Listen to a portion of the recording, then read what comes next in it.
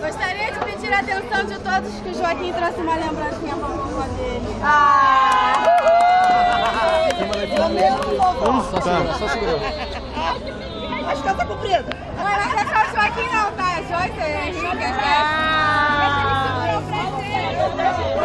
Tira aqui, tira lá. Deixa eu tirar o primeiro presente do Joaquim. Ele desenvolta. Oi, Joaquim. Ele tá olhando pra outra avó dele, sabe? Agora, Aline, Tira aqui. abre aí. Era, segura ele aqui. Só uma lembrança.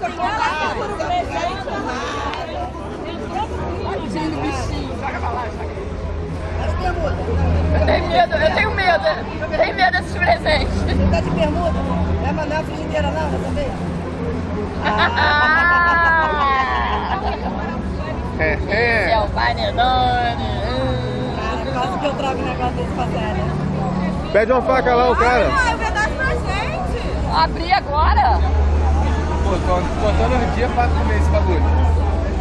Pega uma faca lá pro Sério cara. mesmo? Vocês vão querer comer isso agora? São ótimos.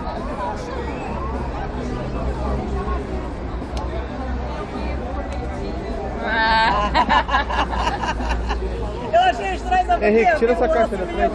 Decoração. Tem que meter a mão no panetone, gente. O presente tá debaixo do panetone.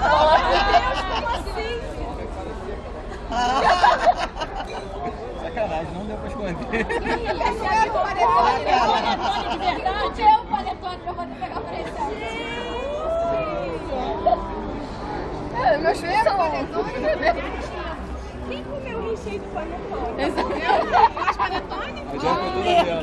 Cadê o recheio? Foi esse? Tinha que ter batido a foto ali, mas tá bem larga. Tá sendo filmado, gente. Todo ano é a mesma coisa.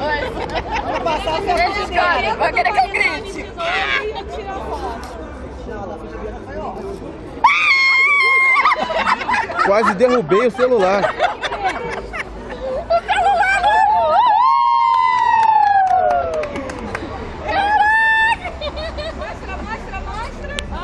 Agora eu fiquei tremendo.